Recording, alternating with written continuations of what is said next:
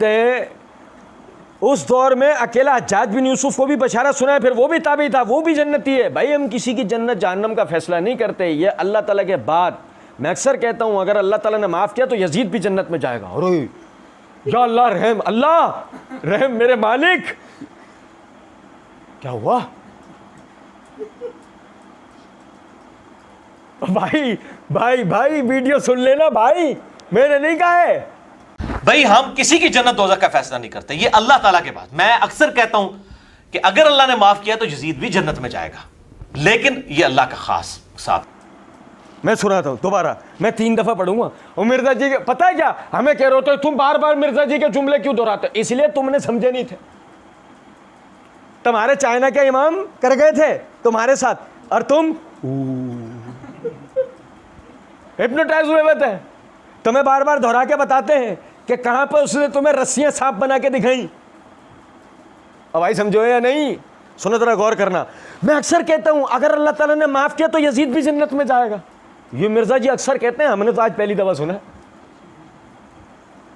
ये मिर्जा जी अक्सर कहते हैं और हमने आज मिर्जा जी से पहली दफा सुना। और मुकल्लिदीन से हमारा सवाल है, आपने तो सुना होगा अक्सर, उसके बाद भी यार यजीद के लिए हमसे बहसे कर रहे हो तो यार छोड़ दो ना मामला अल्लाह पर। आपके मिर्जा जी ने भी तो कितने आराम से जान छुड़ा ली अपनी एंड में, छोड़ दिया ना अल्लाह पे। वो अल्लाह चाहेगा तो अल्लाह यजीद को भी माफ करके भेज देगा। तो बात खत्म। फिर इतनी मेहनत क्यों कर रहा था पीछे? खत्म। ना तुम हमें सदमे देते ना हम फरियाद करते, ना खुलते रात सर बस्ता, ना ये रुसवाइयां होती, ना तुम्हारी ना हमारी, ना तुम्हारी ना तुम्हें को राफजी कह रहा होता, ना हमारे पीछे नासबी के लट लेके लोग फिर रहे होते। करते नहीं ना मिर्जा जी तुम। सुनो जरा बात। हाँ मैं फिर कह रहा हूं, याद रखना हमने नहीं कहा, कहा किसने? खुद मौसूफ चाइना के इमाम मिर्जा जहलमी साहब ने। अल्लाह ताला ने माफ किया तो यजीद भी जन्नत में जाएगा, लेकिन ये अल्लाह ताला का खास साथ खास है। हम भी कहते हैं वाकई भाई अल्लाह चाहेगा तो यजीद भी जन्नत में जाएगा, ठीक है ना? हमें कोई बहस नहीं है जन्नत जहन्नम। अच्छा वैसे ये कहते हैं जी उसकी जिम्मेदारी, वो बेचारा उधर बैठा था। अच्छा हमें ये रिवायतें सुनाते हैं कि हज़रत उमर ने कहा फुरात के किनारे कुत्ता भी मर जाए तो मेरी जिम्मेदारी है, कहते हैं ना। तो यजीद की हुकूमत में हुसैन मर जाए तो कोई जिम्मेदारी नहीं है। व्हाट नॉनसेंस दिस यार, क्या दोगली पॉलिसी है? कुत्ता मर जाए तो हज़रत उमर कह रहे हैं मेरी जिम्मेदारी है। यजीद के दौर में अहले बैत मर जाए वो कहते हैं जी जिम्मेदारों ने तो नहीं मारिया है ना। ये दोगली पॉलिसी बनाई हुई है इन लोगों ने, ये झूठे दिफा हैं। अच्छा वैसे ही कहते हैं जी उसकी क्या जिम्मेदारी, वो बेचारा उधर बैठा था। अच्छा हमें ये रवायतें सुनाते हैं हज़रत उमर ने कहा फरात के किनारे कुत्ता भी मर जाए मेरी जिम्मेदारी है, कहते हैं ना। तो यजीद की हुकूमत में हुसैन मर जाए तो कोई जिम्मेदारी नहीं है। व्हाट नॉनसेंस दिस यार, क्या दोगली पॉलिसी है? कुत्ता मर जाए तो हज़रत उमर कह रहे हैं मेरी जिम्मेदारी है। यजीद के दौर में अहले बैत मर जाए वो कहते हैं जिम्मेदार उन्हें तो नहीं मारा ना जी। ये दोगली पॉलिसी बनाई हुई है इन लोगों ने, ये झूठे दिफा हैं। अच्छा जी देखें, अच्छा वैसे कहते हैं उसकी जिम्मेदारी ने, वो बेचारा उधर बैठा था। हम भी कह रहे हैं कि कौन कहता कौन है। मिसाल हम मजमे में बैठे होते तो हम इधर उधर देख रहे होते कि कहता कौन है, तो वो आखिर में वही समझ में आता है जो कान में बोल रहा होता है। अल्लाह मैं तेरे बंदों को बहकाऊंगा दाएं से बाएं से, सामने से पीछे से ऊपर से। कौन कह रहा है? हमें तो कोई कहता हुआ नहीं मिला भाई। एक बात है जैसे। अच्छा फिर एक गौरतलब नुक्ता है, कहते हैं और भाई वो फिर हमें हदीसें सुनाते हैं कि हज़रत उमर ने कहा फरात के किनारे कुत्ता भी मर जाए तो मेरी जिम्मेदारी। पता नहीं ये भी वही सुना रहे होंगे। हम कहते हैं कि सैयदना उमर रज़ियल्लाहु अन्हु की कुत्ता उनकी जिम्मेदारी क्यों होगा? ला युकल्लिफुल्लाहु नफ्सन इल्ला वुसअहा।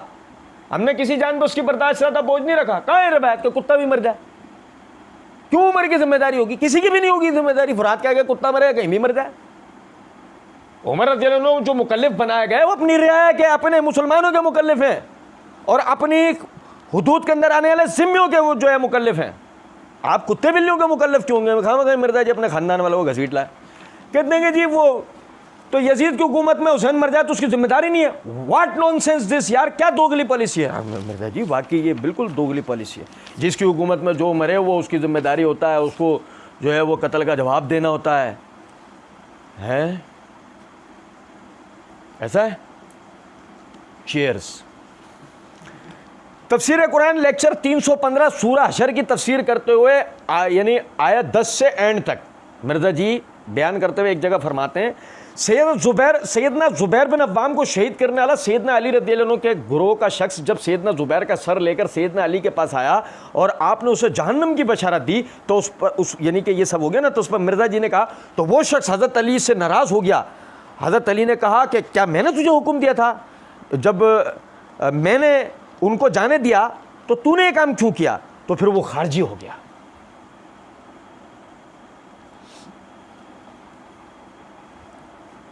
Mirza ji, is this a nonsense? Yazid वाला तो नॉनसेंस है, हम आपके साथ हैं, हाथ में हाथ डालें, गले भी मिल लेंगे, मसला नहीं। यजीद वाला तो नॉनसेंस है, पर अली वाला उसका सेंस है, ये नहीं। कातिल जुबैर बिन अव्वाम आप ही की हुकूमत में आप ही के सामने आकर खड़ा है, गर्दन हाथ में है। पिछले दिनों हमने मुस्तदरक के हवाले से रिवायत पढ़ के सुनाई है, हज़रत अली कहते हैं मैंने तुझे कत्ल करने का हुक्म दिया, और वो वहाँ से चला जाता है और बकौल आपके खारिज हो जाता है। और सैयदना अली सैयदना जुबैर का उससे किसास नहीं लेते। मिर्ज़ा जी क्यों? नाउज़ु बिल्लाह मिन ज़ालिक। मसला ये है मिर्ज़ा जी, पॉलिसी दोगली इन हजरात की नहीं आपकी है।